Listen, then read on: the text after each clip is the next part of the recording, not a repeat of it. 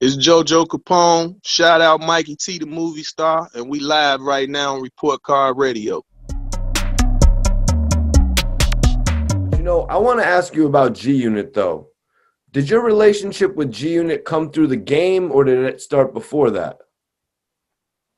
No, I came before that. I've been new them. You know what I'm saying? I've been new them from my time in Queens and Hollis, running through Queens and Hollis crew. Salute Hollis crew, and it just be coming full circle. So from the business side of things, I was a part of Black Wall Street. You know what I'm saying? So in the midst of that, of course, we became closer because before that, I was at Violator. You know what I'm saying? So I was at Violator in producer management. That was the office. I had the first office. As soon as you walk through the door to the right, that was my office.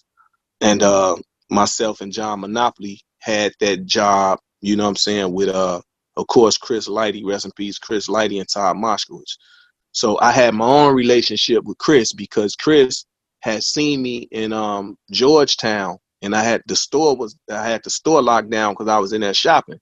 So when I came out, he was waiting out there. He was like, damn, who was they didn't shut the store down. We can't get in shopping. So when I came out, he had Dave Lighty with him, his brother. So he was like, damn, man, I knew Dave already, you know what I'm saying? So when I came out, he was like, damn, man, he was like, what do you do? Like, he like, yo, you be everywhere. I see you everywhere. And I just remember smiling, saying I live life. You know what I'm saying? Because like, that was the truth. Like, I don't really know what he wanted me to say. Like, yeah, I'm his kingpin, or, I didn't know what, because I don't know how he knew me. All he said was, man, I see you everywhere.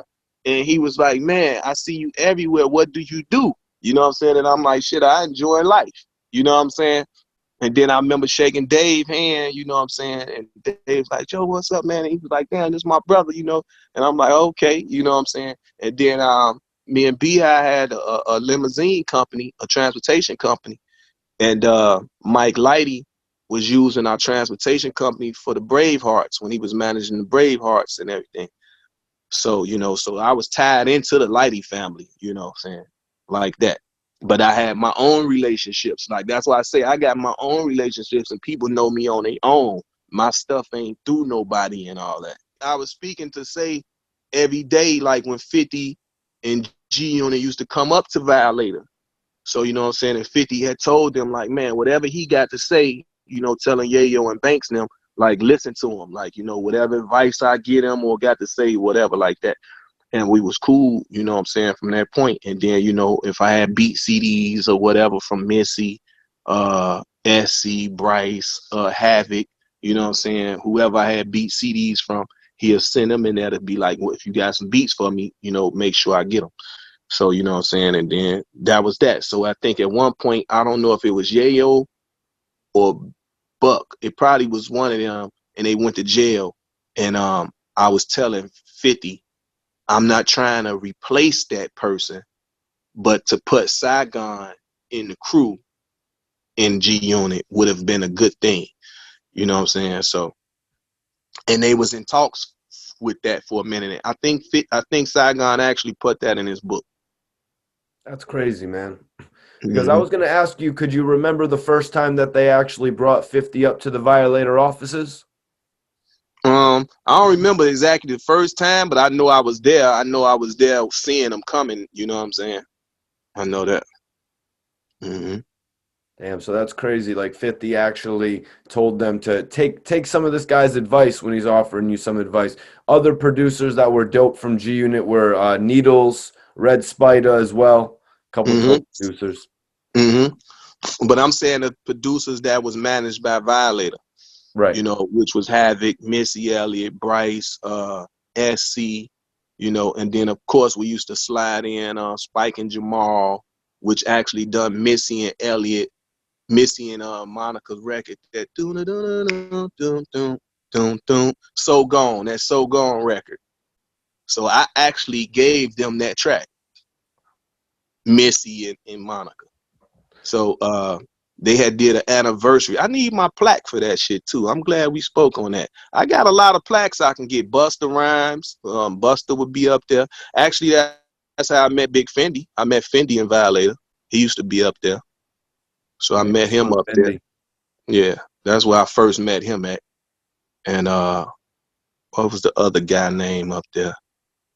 I want to say Jose, but I don't think it's Jose. It's something. But Ice, the kid Ice, a dude Ice, and he wound up being like a international promoter or something. He was being like a link to bringing artists from here to there, from Violator. I remember hearing that name back in the day.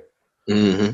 So, JoJo, were you around? How did you become affiliated with Black Wall Street? Were you around when Game and 50 actually came together?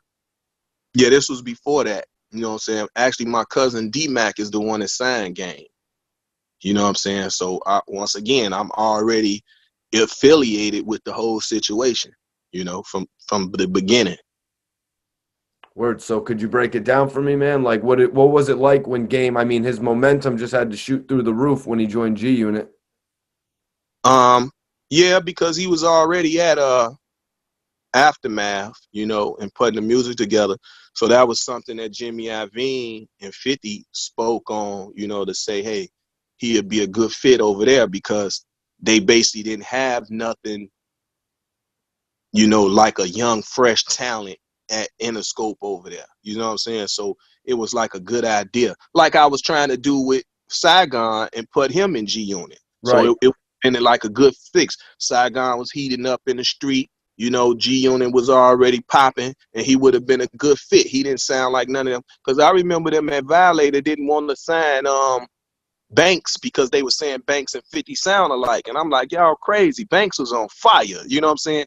50 had his thing going on, but they didn't sound alike. You know what I'm saying? And it wasn't even so much like they were speaking about the same neighborhood or something. Like Banks was a whole nother style of a rapper. Banks was like a battle rapper, like, you know what I'm saying? Banks' bars was through the roof. 50 was making concept records. You know what I'm saying? So that's how I be knowing, like, a lot of times these companies and stuff, they don't really be knowing what they be doing, man. You know, I don't be understanding. And I just always had an ear for music. So I knew that that was wrong, that they didn't want to sign Banks because of that, thinking he sound too much like 50. I'm like, y'all crazy, you know?